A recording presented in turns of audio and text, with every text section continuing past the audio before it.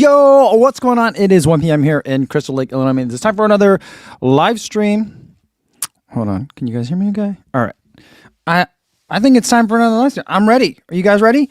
Today is Monday, February 5th, 2024. Just got back yesterday from Orlando at the U.S. Marathon Trials. I feel like I lived an entire lifetime over the weekend.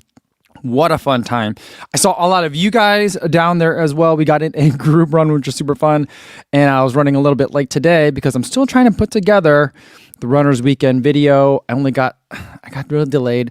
And then in terms of my workflow, not flights, but I got delayed putting out reels. I didn't get them out till yesterday. I've got a backlog of stuff that I want to go through because I got a lot of like individual athletes as they kind of like spread out through the race. I don't want to make little reels for each of them. Ben Johnson seems to be doing something very similar. And every time I see other people doing stuff that like I kind of also had planned on doing, I'm like, oh, I should have hurried and done that. Now it looks like I'm copying, but I mean, you can't copy if you've already got the footage 3 days ago. But anyway, got lots of stuff that I'm trying to like catch up on and do all at the same time because I'm just so excited. But it's time for a live stream and I want to talk to you guys. So let's see who we got here in the chat. But wait, before we do that, we got to say hi to everyone listening on the podcast on the audio only version.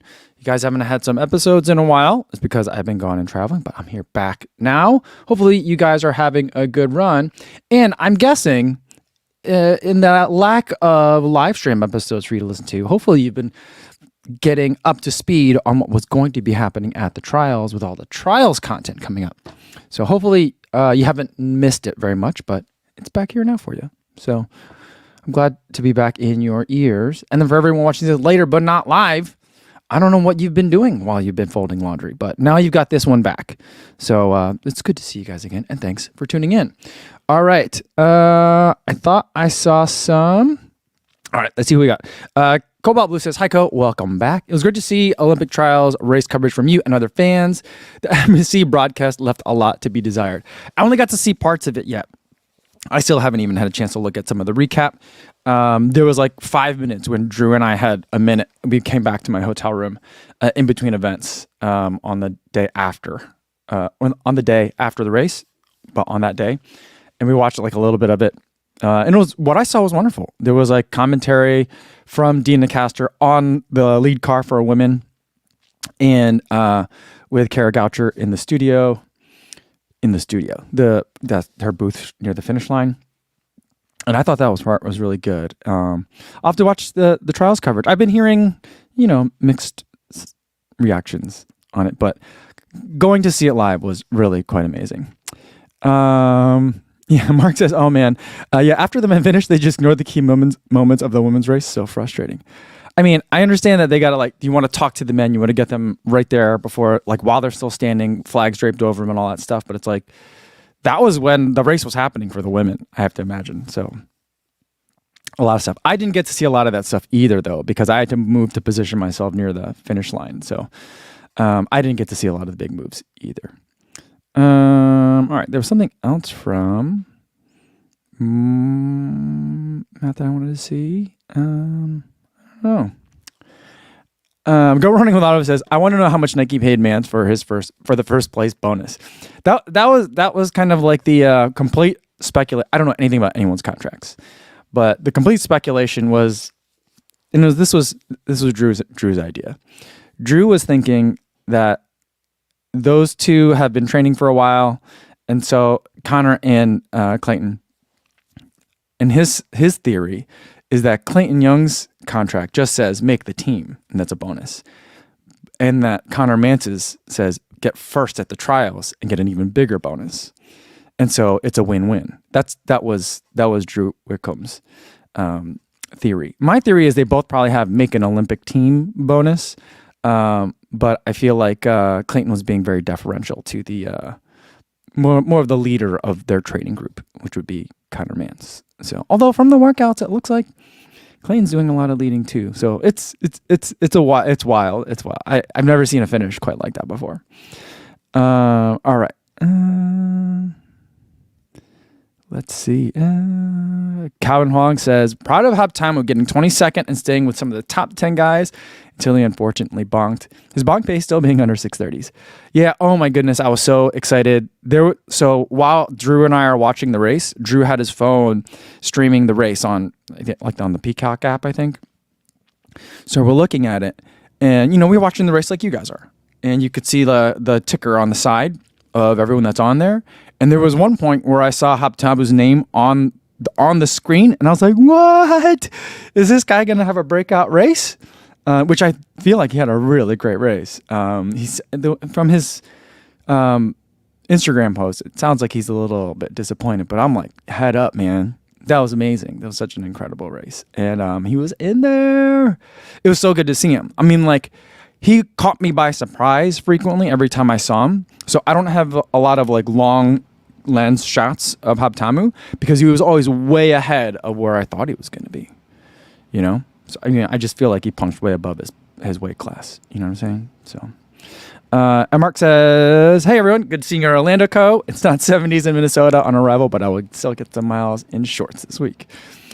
Yeah, it's still kind of shorts weather, I guess, for a Minnesotan maybe. But I went for a run today. I had a long run on the calendar, and I just wore a regular hat, so I feel like that's pretty warm. I wore the Boston jacket today, the new one, and I wore mittens. I was still pretty cold. Ron Tommy says, back from Orlando and watching the trials. Kudos to the city of Orlando on pulling off a fun weekend and the Orlando Magic for a fun 5K Sunday. Oh, cool, Tommy. I'm glad you were able to run that one. Nice. I mean, I do hope that, everyone talked about, Atlanta Track Club lost a lot of money putting on the event. I hope it was a profitable event for Orlando Track Jack. And I guess USATF too, Marty B says, first time ever being able to catch a live stream. I'm stoked. Well, welcome. Good to see you. All right, let me scroll down and try to catch up with you, some of you guys. Zachary James says, yo, what's going on? My Endorphin Pro 3 came in on your recommendation. Going to get some speed work and a long run in this week with them before my half-play this month.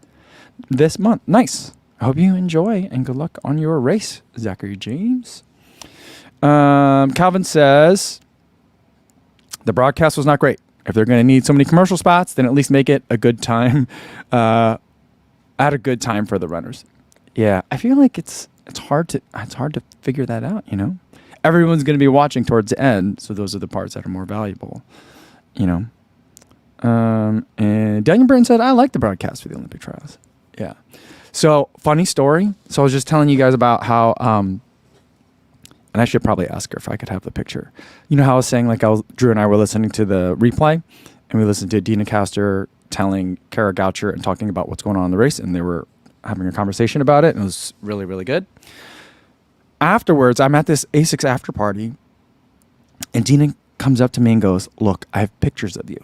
So, as she's sitting on the lead car, and her job is to be like an announcer from the course on the broadcast, she had time to take pictures of me as I was running by, as I was running along with the women.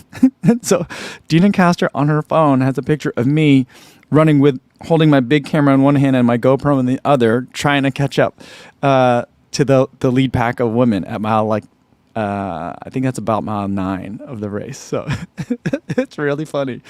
And then I also had the chance to meet Jeremy Rivera this weekend. She's from Florida in Orlando. And she has a clip of me at right around the same spot where Dina has a picture of me on her phone, where I'm across the street from her. And then the race was in the street in between us. And I'm trying to catch the women, and they're really fast. And Dina said to me, she's like, I saw you running. And I'm like, Kofuzi's got wheels. He's keeping up with the women. I was like, that's their race pace is like faster than my 5K pace. So I'm not really keeping up with them, but like for short bursts, maybe, maybe. Man. Jay says she's got a picture of a guy taking pictures. Yeah. And Juliana says, wow, what? That is awesome. Yeah, it was really fun. It was really fun. What's funny is that also so I saw Dina was telling me, or I had talked to her earlier in the week, and she was telling me she was going to be on the lead car and she was really excited about it. And I'm waiting at the starting line.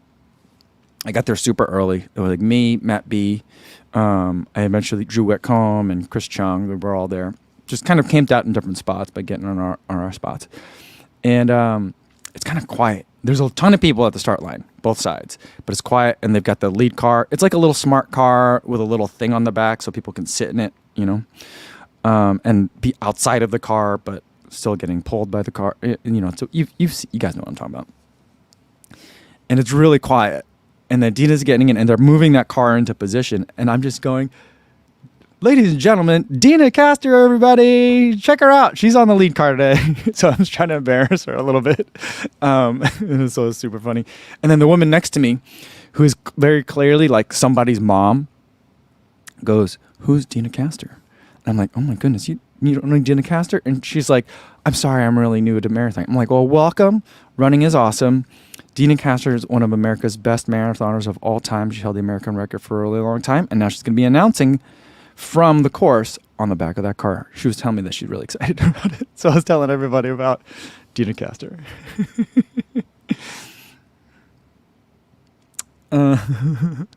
All right, we got some other questions. Cosmic Final Michael says, I thought the broadcast was good, but it's even more fun to re-listen to the Citius live, watch stream afterwards, and hear their wild predictions in real time. Oh, that's so funny. Drew here says Dina is so talented, and that's amazing. Yeah, she's a multitasker for sure. CV76 wants to know, were the bottle stations chaotic? Runners were missing their bottles.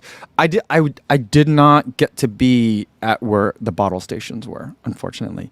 There was one spot where there was extra little closed bottles of Powerade, like the little ones, and then sponges. So I saw that, but I didn't get to see like the bottle situation.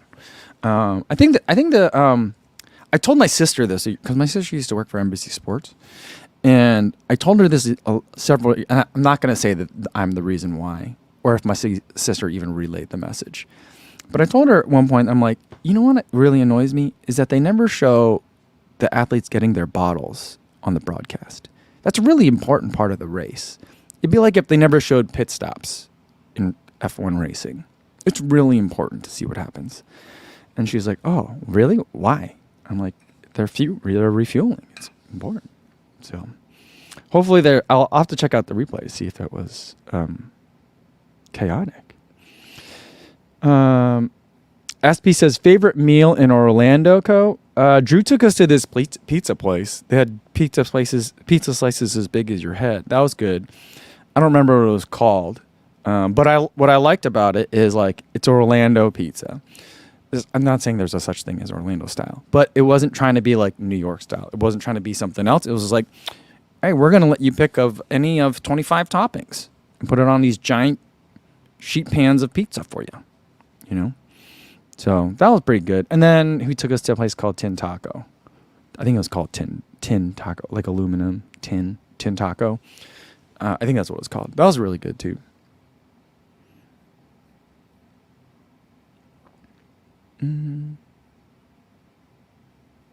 Drew says, one of my friends in Orlando has Connor's first bottle that he dropped because she was working Station 1. Ooh, that's fun. Fun. Calvin says, do you know why the Bandit athletes had logos taped? Was it just like a fun Bandit unbrenton mentality, or was it mandated? I don't know. I didn't notice that because I thought I saw, I'll have to look. I don't know what you're talking about now that I think about it. I saw him on the hats for sure. I'm trying to think if I've noticed. I thought I saw it on Hoptamu's singlet. I don't know. I'm not sure. Thomas Deng says, Olympic trial video coming soon. I'm working on it. It goes chronologically. So I'm on to Friday now. So, but I should be able to get through that pretty quick. And then Friday, and then, then there's Saturday. So this one, I think like I'm going to do a lot more voicing over. Just explaining stuff and giving more of my thought rather than just showing you guys, giving you more thought process. So like that makes it harder to work on because then I have to be I can't just like tonight, I got to take my daughter to like rock climbing, and like I'll probably work on more reels and stuff there rather than the video, because for the video I need to be somewhere with it's quiet and I have this microphone, you know. So Zach James says, I love seeing Pumas showing in the women's top standings. The DBA Nitro Elite 3 looks to be special already. Yeah, I was really surprised that I think it's amazing, and I've said this before, about on my women's marathon trials reel that I made. That's like, yeah, I know that like Puma was involved in running in like the Usain Bolt era, but like they're real. Like if you think about them making running shoes, like no one was paying attention to them until maybe like 4 years ago, 5 years ago, maybe, you know. So it's still pretty recent. Before then, like the shoes that they made looked like basketball shoes that they told you were running shoes. They were really weird. And I don't think that they were serious. And then they were like, nope, we're revamping the entire line. We're introducing NitroFoam, and we're signing Molly Seidel. Like all that stuff was happening, you know? And so, yeah, now they've gone from like, we have to start over to already they sent Molly Seidel to the Olympics. And then now they're sending 2 more to the Olympics. Really cool. And else, I thought I had seen Dakota Lindworm doing a lot of workouts in the Fast R2. I thought that's what she was going to be racing in, but no. You want to know another funny story? So another funny story. There's like me, Drew, and Ashley. I think that's what it is. We're at a bar afterwards, and Ashley, who writes frequently about sunglasses and loves sunglasses, is like, we got to find out what sunglasses Dakota Lindworm was wearing. I'm like, I'm pretty sure they were Pit Vipers. She's like, no, similar, but I'm pretty sure those are not Pit Vipers. And I'm like, do you want me to see if I can ask her? And she's like, yes. I'm like, you want me to ask her today, the day she qualified for the team, what her sunglasses were? And she's like, yes, please. So I'm like, okay. I'd already messaged her earlier today to be like, you know, congratulations, an incredible race, all that stuff. So I sent her another message. By the way, my friend really wants to know what sunglasses you have. And she sends a message back, not only, and this is like a Minnesota Nice, right? Not only did she send a message back telling me what sunglasses they were, she's like, they were just a cheap pair on Amazon. She sent me a product link so I could directly get to it right away. So I'm going to order, I got to order a pair too. But I think, like, I'm like, what? How does she, how do you even respond to that? I'm sure she's got like 1,000 people messaging her and that she wants to say important things back to. But she was so nice, then she took time out of her day to tell me which sunglasses she had.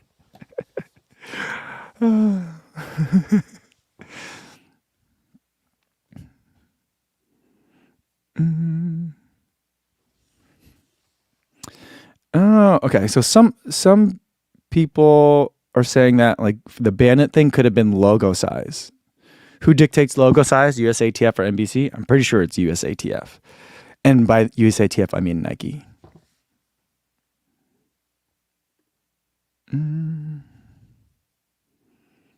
Haley Anderson says, I think logo size is a USATF thing. The number of logos matters too.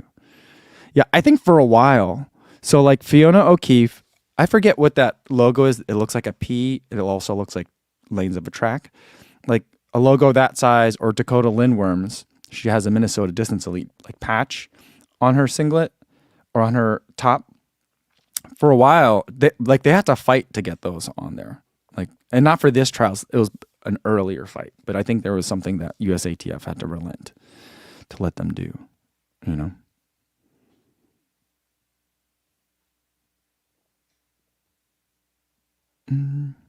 Kevin Hong says, like, did she send an Amazon affiliate link? I kind of want to ask her, be like, hey, do you want to set up an Amazon affiliate link?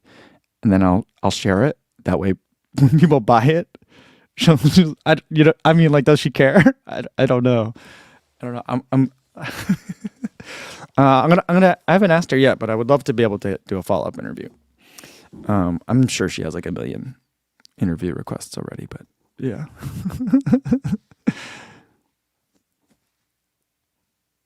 Mark Peterson says, I was with Mark when he did this. Mark says, I took a screenshot of Dakova's Strava follower account and she finished a race. She had 2,001 followers. And as now she's up to 3,523. Nice, nice. I was expecting more.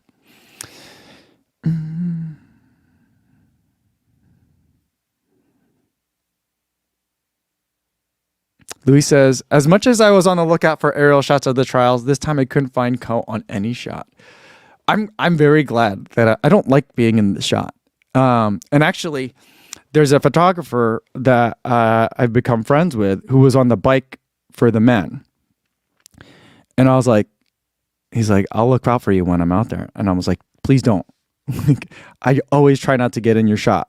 You know, like that's like my biggest thing is that like I don't want the guy that's on the motorcycle to be annoyed at me. Some races I've seen, they have this weird like quad ATV kind of thing that they have people use or whatever. Sometimes it's like a giant scooter, like not like a little, like not like a Vespa scooter, but like a Honda like 650cc scooter kind of thing.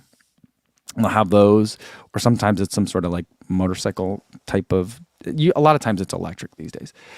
And so he was like send me a signal if I'm in your shot or something. I'll make sure I'm watching. I don't think I was ever in a shot. So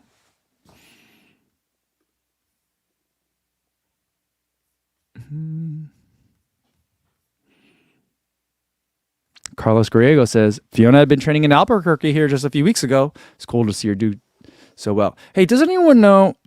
So like Fiona's bib was filthy by the time she finished.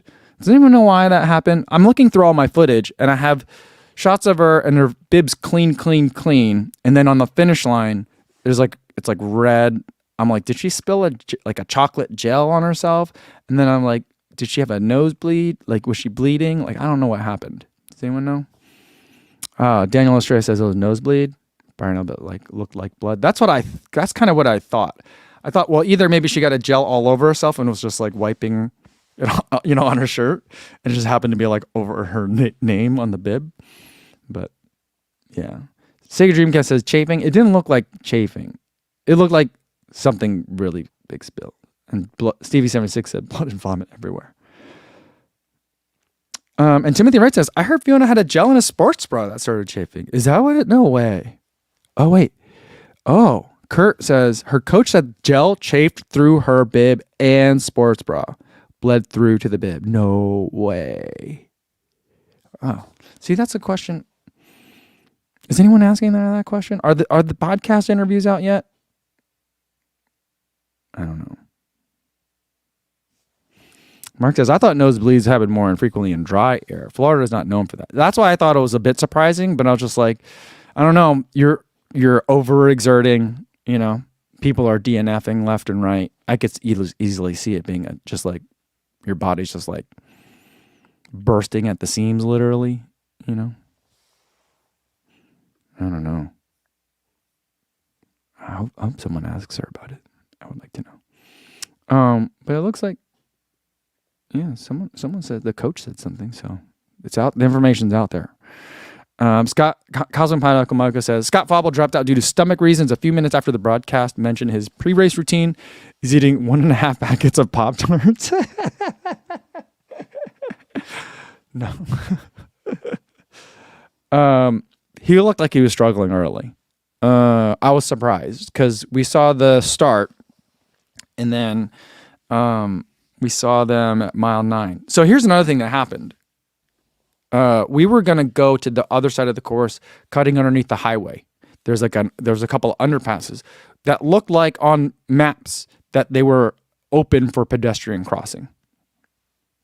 And there's a sidewalk and roads, and like normally on a normal day you could walk through there, but also they weren't going to be closed off by the race in any way. But Drew and I left the start line and we're running over and trying to get underneath one of those bridges. And the security didn't let us go through there. So we wanted to go from like bounce on different sides of the loop, just basically 2 blocks, one on side of the highway to the other. But they wouldn't let us go there. So I didn't see the race again until mile 9. And by then Scott Fauble was like not even in the chase pack. So it was a surprise. Vanessa Martinez says Fiona keeps Bibas bloody because she slaughtered the competition. I love that. I love that. Oh, it is the souls of her competitors. Oh my gosh. Oh my goodness. That's so funny. You guys are amazing.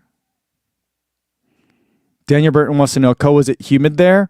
I mean, it wasn't humid for spectating, but I was warm. I'm not just comfortable. I was warm. We had run and you guys will see it in the Runners Weekend video. We had run a loop of the course. Me, Drew, Megan, and Bromka had run the 8-mile loop, and we finished right around 10 o'clock, and it was warm. I feel like it was similar temperature and humidity. So like it was not I mean, it didn't feel particularly humid, but it was definitely warm. And then when I was yelling at people, because the roads were wide enough where sometimes there was shade on one side of the street and not others, and people weren't running in the shade. I was yelling at them like, run in the shade. It's hot, you know? So it was a little bit humid, but I don't feel like it was like the humidity got you. It was sunny and it was warm, you know? SB says, I plan on doing the same thing under the highway crossings. I'm pretty sure they changed the map the day before and removed the cross zones. Bummer.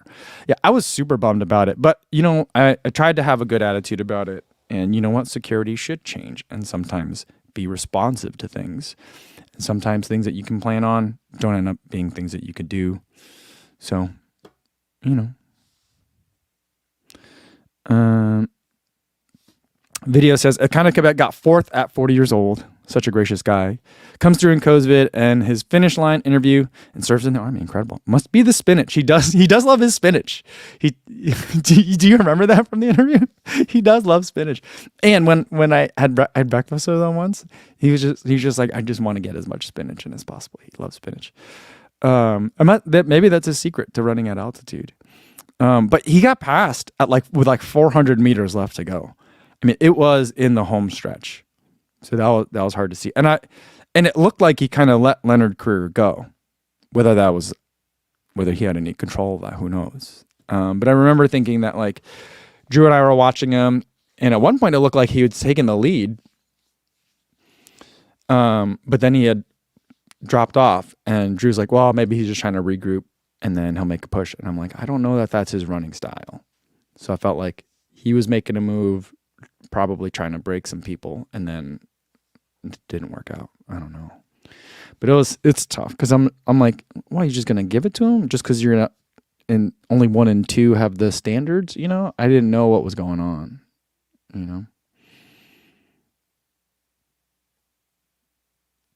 Frank says, I'm still a little grumpy. I got getting 4th in my 5K yesterday. I didn't actually train for it, but still, I feel for Elkanah and McLean. Yeah, Jess McLean, amazing, coming in 4th, unattached, or what is unattached is the word, right? Unaffiliated, unattached. Hopefully she gets picked up pretty soon, you know?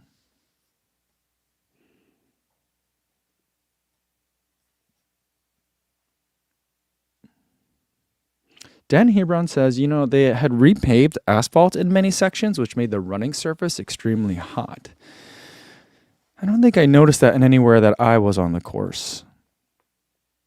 But like when I was there for the finish line, you know, so that would have been like noon to like 12:30, you know, like I guess closer to 1 at that point, because the women didn't step off till 10:20. And so if they're coming in at like the 2:30 mark, that's almost 1 o'clock. So they rounded the corner and had maybe 700 meters left to go. When they rounded that corner, it was like there were zombies coming through. It was hard. It was hard to watch, you know.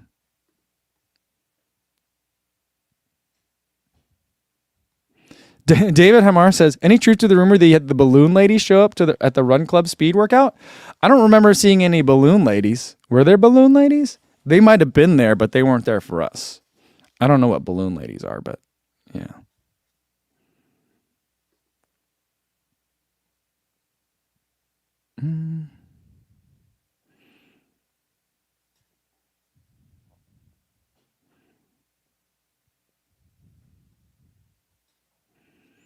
B Doc says, I think it was dependent on the security / police officer. I saw people crossing at certain places and getting denied at others. Yeah, we tried it like 2 or 3. We thought that might be the case, but they were telling us, as far as the security goes, that like basically like something came through on their radios like 10 minutes before we got there. So basically like right after the women start to say close down the underpasses. So maybe there was some sort of threat or something that they had to worry about. Jonas X says, what was your running, walking, travel shoe of choice for the weekend? So the shoes that I brought were, the first thing I did was I went to a Hoka event. So I brought a pair of my Speed Goat 4, the This Is Never That collab edition to wear to that event. And then I wore let's see, what else did I wear? I wore the Rebel V4s. That's what I wore kind of like most of the weekend. I brought a pair of the Cumulus 26s with me. And then I brought the Puma Fast R2 for the speed workout. So those are the 4 pairs of shoes that I brought. I feel like I probably should have brought more because I always dislike going to one brand event in a different brand shoes, but what are you going to do? I do think, though, that's why I got maybe that's why I got weird looks when I went to Brooks. I feel like I got a lot of weird looks whenever I went to Brooks. I went there a couple times. JJ and Sienna says, did you notice anything different at this, even than your usual major marathons, logistics-wise? Yeah. So, like, again, there was a lot of closures that happened that people were surprised about, right? And so, one, we talked about, like, going under the bridges. Like, we couldn't do that, even though we thought we were going to be allowed to. The other one was, there was the loop that Hoka had made around Lake Eola, that I was going to just use that for the shakeout run. Or the group speed workout.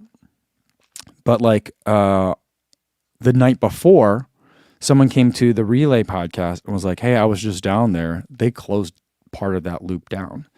And so like that also affected our loop. And basically like the following morning, like Tracksmith was out there with all their athletes and they were surprised about it. Hoka, who had made the loop and had turned it into like a contest, and their location was across the street from the lake. They were surprised and didn't know about it. And I saw a lot of other just like training groups that had a bunch of people down there, like run clubs and stuff. They were also like, what do you mean? What is this closed? Why is it closed? So there was just a lot of stuff like that kept changing. But otherwise it felt very much like a major marathon weekend where it was just like, I saw like the brand people that I know, and it was just like, everyone was there. It felt like TRE, just without the showroom floor in a lot of ways. So it was good.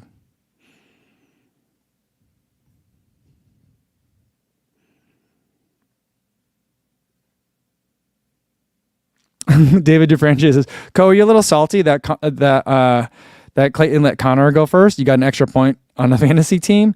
I think it's fine. I don't think I was going to win anyway. I'm not good at fantasy sports. I've never been good at fantasy sports. So I really like the story that those two guys are, they're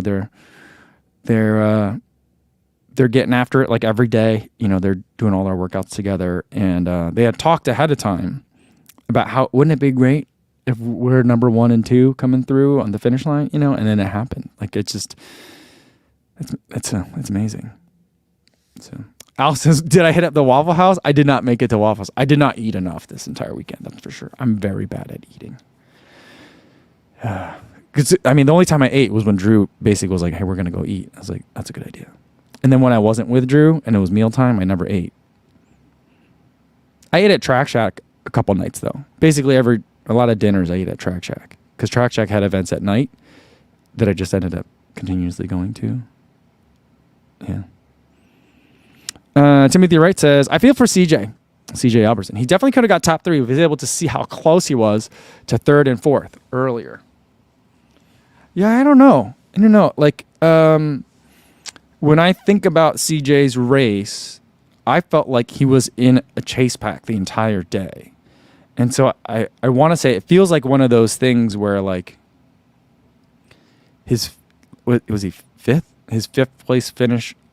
I'm not to say that's not impressive, but it wasn't as close as it sounds. I don't know. I really thought that he was going to have a breakout day. Not that he hasn't broken out before, but I just really thought like these conditions are going to be great for him. And it was surprising to see that it didn't feel like he was a factor in a lot of the race, at least from what I saw. I didn't see the whole race. And then James Hilston says, how about that race from Zach Panning ran? Absolutely gutsy performance and so much fun to watch. Yeah, I mean, watching him throughout the day, to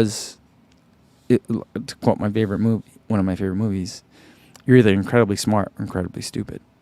And so he's doing a lot of the work in this race early on. And I'm just like, everybody's just letting him do that. And I'm like, but did everyone forget that he had a heck of a day in Budapest where it was like 10 degrees hotter? This guy can run in heat. He knows how to do it. And so I was like, he's either a genius and he's just going to run away with it with no one challenging him really, or it's going to blow up in his face. And I feel like if I were Zach Panning, it feels like he ran an undisciplined race, but I'm also like, if you're Zach Panning, that's absolutely, you roll that dice that way every time. You know what I mean? You do it that way every time. So given his past history, you know. So Mark says, greetings from Orlando, co-fam. Good time seeing you, Mike, and others this weekend. I spent most of my time on Saturday at the Hoka Watch Party, which happened to be at my favorite downtown bar. Oh, that's cool. It looked like it was a lot of fun down there. Looked like there was a lot of people. So this is good to see you again, Mark. Thanks for coming out to the group run.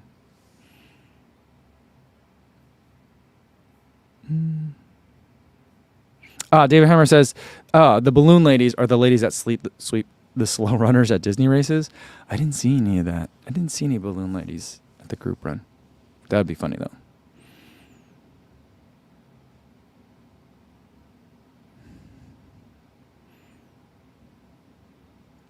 Oh, Cosmic Pino Michael says, did everyone see that Tracksmith is giving out $100 credit if you PR at a race in the next couple of months? I'm aware of this. So I got, it should be here soon. I have to check my mail. I have to check my PO box. But I got a message from someone at Tracksmith after my Houston PR, and they're like, "Hey, $100 gift card is coming to you." And I was like, "Usually you just guys send me the shorts." But that's what I was thinking. But then he's like, "We're doing a promotion, so since you PR'd in Houston, we're sending you one." I was like, "Oh, okay." So I'll talk about it more when it gets here. But yeah, it's pretty cool. It's nice. Dan Herbrun says, balloon ladies at the trials would be savage. I didn't see the last people finish. I didn't stick around for that. But there is a sweeper. There's someone on a bike that sweeps for the men and sweeps for the women. And someone who was not being swept on the women's side, there was a woman that's like 7 months pregnant. She was moving. I don't know how she finished. But I got out some footage of her running. It's amazing. And that's the toughest one I've ever met.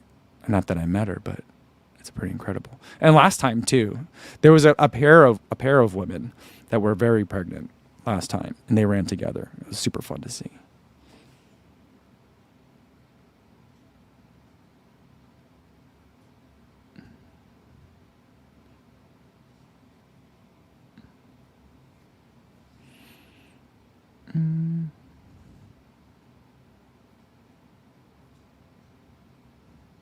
Calvin Wong says, it's interesting on the consensus on the terrible laces on the CLX one. Wonder how Hoka decided to go with those.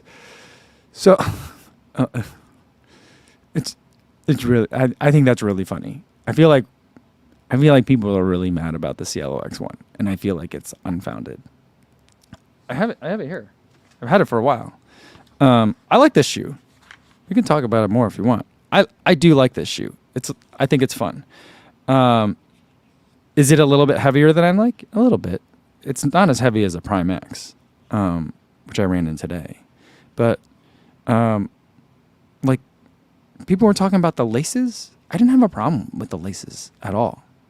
And, like, I was talking with the designer.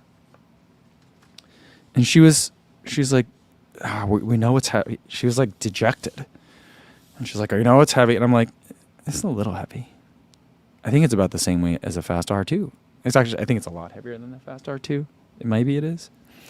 But I was like, I have thoughts on it, but you guys feel like you're really hard on yourselves right now. I was trying to give him like a pep talk at that point. I'm like, no, it's pretty good, you know. I'm like, I ran a threshold workout in it, and I really liked it, you know. But like, yeah, and then I was at the Believe in the Run and Sidious Mag event with Hoka, and then like the designer was talking to Robbie, and she's like, good news. We're going to do an inline change, and we'll change the laces later on in the year. And I was like, the laces aren't a problem. I don't know why everyone's so mad about the laces.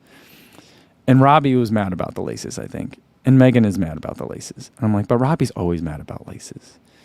And you know what? And I told Megan that I'm going to tell everybody, so she knows. When we ran a loop around the course, 8 miles, we saw it was me, Drew, and Peter. We were at the Rabbit Shakeout first, and then we drove down to the course, and we started running around the loop, and we found Megan. And we're like, Megan, join us. At a stoplight, she's like, all right, well, if I'm going to run with you guys, I got to really tie these shoes, you know, because they're probably going to get untied because she's wearing the CLX1.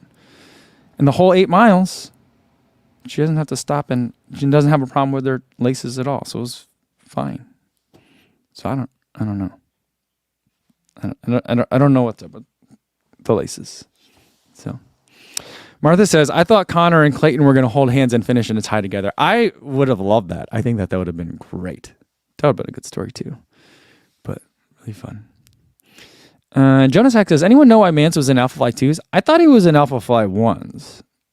You know what? Here's the thing. As much as I love looking at shoes and notice a lot about shoes, like when I'm out there running around, I don't see the shoes. Like I'm just trying not to fall, you know? But someone was saying that Mance wore Alpha Fly 1s. I know like Galen also ran in Alpha Fly 1s, like the original launch color Alpha Fly 1s. He's told me before this is his favorite color because it reminds me of Oregon. But yeah, so I don't know. I don't know if anyone's interviewed Mance about this shoe choice.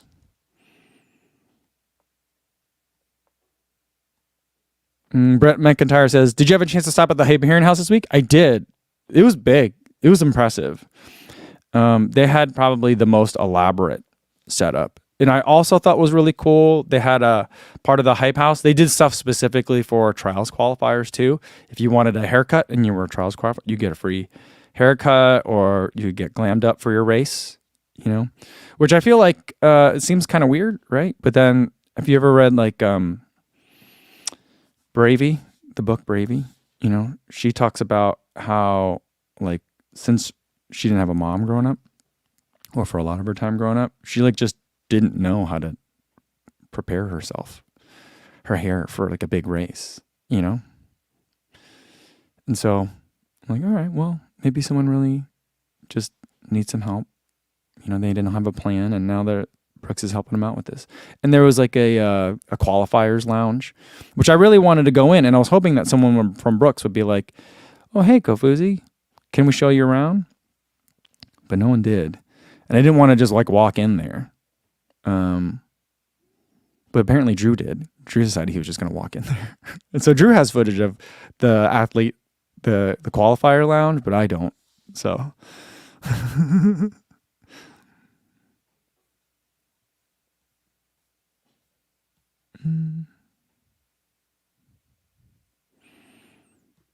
All right, Tony Macia says, Panning had his nose in the wind for around 20 miles. I really want him to hold on to at least third. Yeah, I know. That's such a hard way to run. It's a hard way to make the team, you know? Mark Peterson says, who was the runner they highlight on the broadcast? I was running on a treadmill with heat lamps and pots of boiling water to simulate the Florida heat. That was CJ Albertson. And I just think it's so funny that like old school people in running hate talking about shoes. They absolutely hate talking about shoes. And they're like, it should just be about the running. Like, what's going on in the race? Who's racing? Everyone should just have equal footing, and like they should just be able to run. But what do? They spend like minutes talking about the chicken coop. That's what CJ's been calling it. He's got heat lamps in there, and he boils water and then brings it in because humidifiers apparently don't get it humid enough in there. And then he'll go sit in the sauna afterwards. And so they spent a lot of time talking about that, but God forbid if they talk about shoes that they're actually wearing on race day. I think it's amazing. JJ and Sienna says, did you see anyone running out there in a shoe you didn't think anyone in the trials would be wearing? I didn't see anything unusual. Because like in Budapest, there was a dude, I forget what country he was from, but he was racing and doing well in Adizero SLs. And I was like, good for you. That's amazing. But I feel like I just saw race shoes out there for the US trials.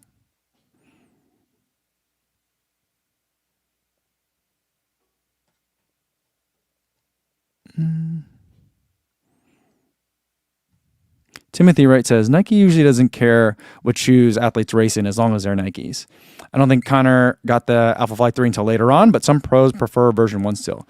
Connor Mance has been testing the Alphafly 3 at least for over a year. I don't know if we're talking about, like he's had prototypes because he raced the half marathon 2023, so a year ago in the Alphafly 3 protos. I remember filming him and doing that. So he's had it for a year. So it's not a lack of familiarity.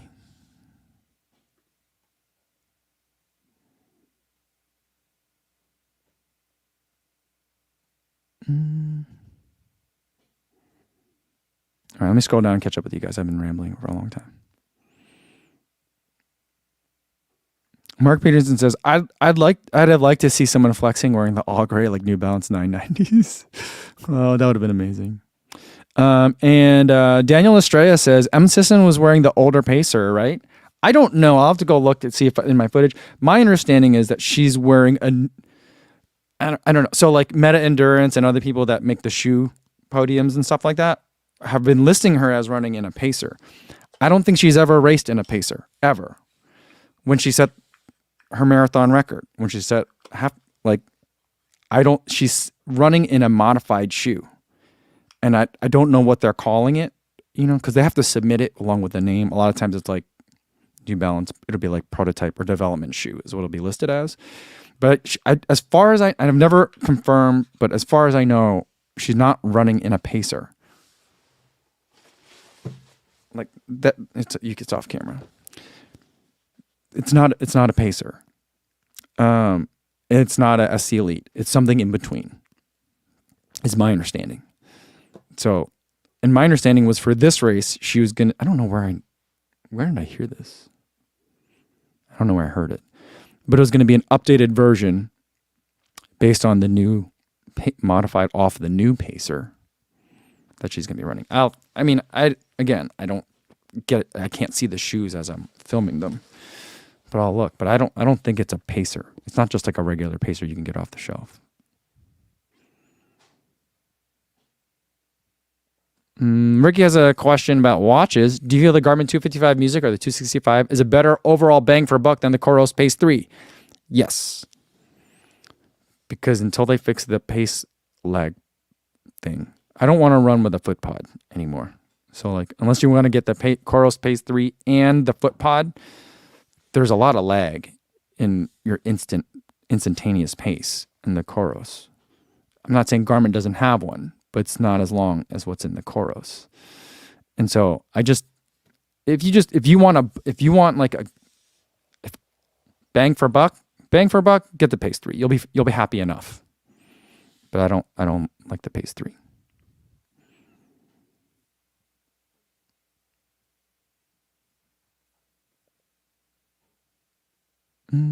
Yeah, Daniel Estrella says, it must be nice having that one of one. I mean, I think it's not that different than like the Evo ones from there's probably the same number of shoes. Andrew Scott says, what shoe do you have the most fun running in? I'd say like Nova Blast 3. 1080 version 13 is really fun right now. I am really enjoying the Rebel 4. It's fun as well. Not as fun as I feel like it could be, but fun. DV8 Nitro 2, all my favorites. Those are the ones I have fun in. Matt Byer says it's a version 1 Pacer upper with a version 2 midsole outsole. Is a straight pacer though? I just feel like that's like, why wouldn't they just give it a why don't they just? They had pacer twos at TRE. You know, it doesn't make any sense to do that. JJ and Sienna says, do you know if at races like this they have USATF peeps at the finish line and they measure shoes? I don't know. I know that a lot of races you have to, especially ones that are that say that follow World Athletics rules, they will have equipment submissions before and after. And so you have to show like, and I would imagine for something that's like this, that's sending people to the Olympics, that it's a similar situation where they're probably will be measuring them afterwards. I don't know if they measure them or just verify that it's the same shoe that they submitted before. So, like the time that guy got disqualified at Valencia for running in the Prime X, before he submitted an Adios Pro 3, and then afterwards they looked at it and it was a Prime X. So there's like they look at it afterwards. I'm guessing if you win or are on the podium. But I don't know for sure if at the trials they had that. I would imagine so.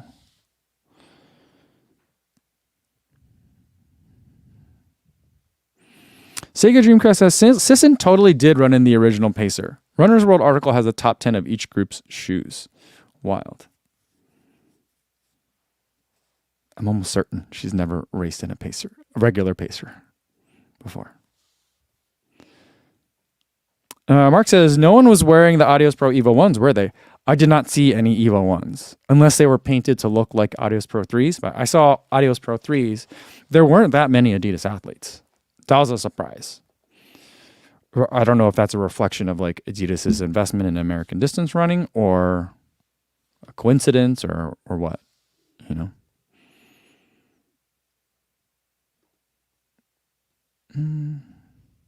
Oh, Dan Herbon says, shout out to Megan Krifchen for running 7 months pregnant. The entire crowd was surprised the first time she ran by and went absolutely nuts.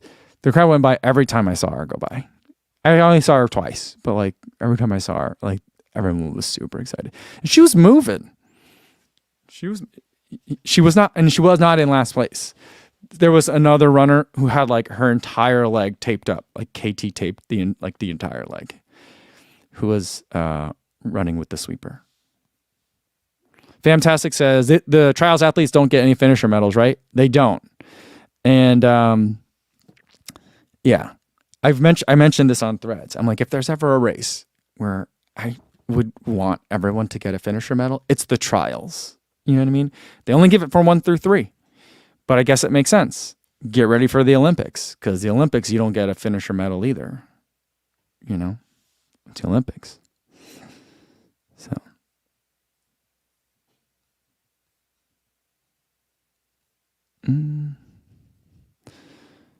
All right. C1 Park says, yo, were you out at Persimmon on Saturday night? I thought I saw you there, but I wasn't sure. I'm pretty sure that's where I was. I was at somewhere else later in the day that I have no idea where that was. It was in a basement somewhere. But I think it was called Persimmon. Drew, if Drew's still here, he would know.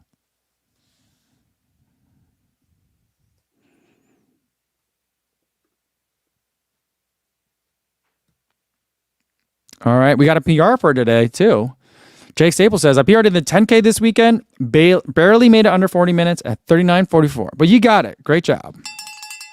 Nice work, Jake. Oh, I need to update my 10K PR.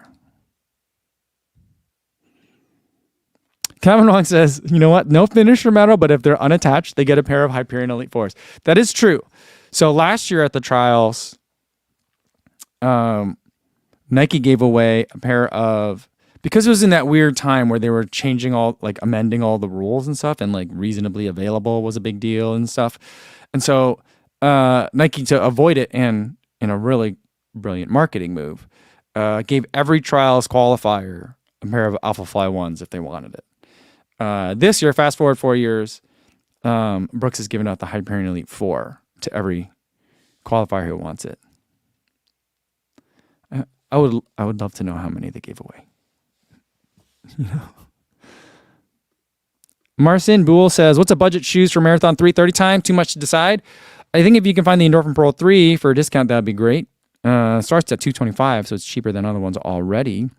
You could probably also race in the Deviate Nitro Elite 2. It's not typically like considered a race shoe, but it is a speedy shoe that for 3:30 I think would be great. So those are two options for you. That one should be on mega sale at this point.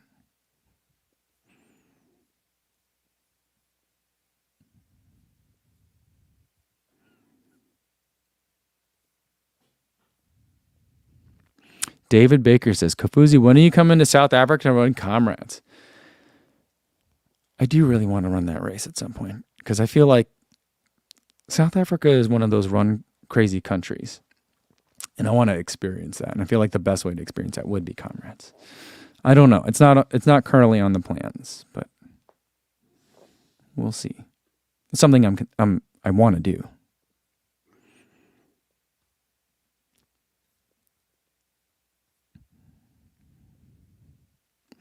Daniel Estrella says, just saw a McLean post, no coach, no sponsor, and has a full-time executive director position at a nonprofit. Someone sign her. She was interviewed right after the race about it, and it doesn't seem like she's super eager to get signed. But her response was more along the lines of like, if there's a brand that wants to do something a little bit differently than the way brands do things now, hit me up. And so I thought that was intriguing, and I'd love to know more what she thinks about that. But I have a feeling if she signs, she's probably going to sign with Nike.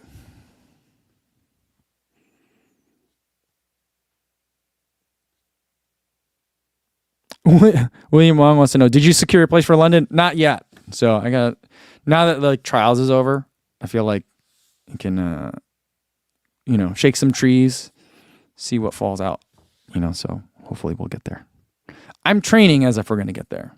So, yeah. Calvin says, does that mean she doesn't want to do like ads or promo? I'm thinking she doesn't want to do like, here, we'll give you free gear and kit, and maybe pay for travel to a couple of races in exchange for like apparel, footwear, eyewear, exclusivity with a certain brand. You know what I mean? That's what I take that to mean. I take it to mean she'd rather do something that's more like Oiselle. But I'm guessing, I don't know. I don't want to put words in her mouth. I don't know her at all. I wasn't aware of her before Saturday. So I'm intrigued to learn more, But I do feel like there's that tier of like just barely signed pro athlete that a lot of the brands, certain brands more than others, treat in the way of like, well, you should just be happy to be here and be affiliated with us. And so take your 10 pairs of shoes a year and singlets and kit and be happy. I think that there's a lot of that exists. So. CV76 McLean signs with Kofuzi Run Club. I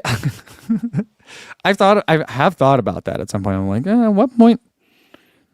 Because I'm like, in a wild dream, like, what if this becomes like if my channel got as big as say like Nick Bears for some reason, I don't anticipate that happening. But if it became that big, or like let's take it to the wildest illogical possibility, which would be like if as big as like Mr. Beast. And I'm just like, I got money to throw around. How funny would it be to have like a YouTube team? That would be, I think that would be the most fun team to watch. You know what I mean? I don't love the idea of making people move to be in a training group together, but I'd love to find some people that want to be in a training group together, have like a hype house, if you will. And, or let them do their thing from wherever they are, but just document the heck out of it. I think it'd just be very fun. Yeah. I don't think that'll ever happen, but it's not like something I haven't thought about. Stevie 76 Kofuzi outdoor. Yeah, we did the workout the other day. That was really fun. So, I'll have to buy like a stopwatch and a whistle and like a clipboard and a hat.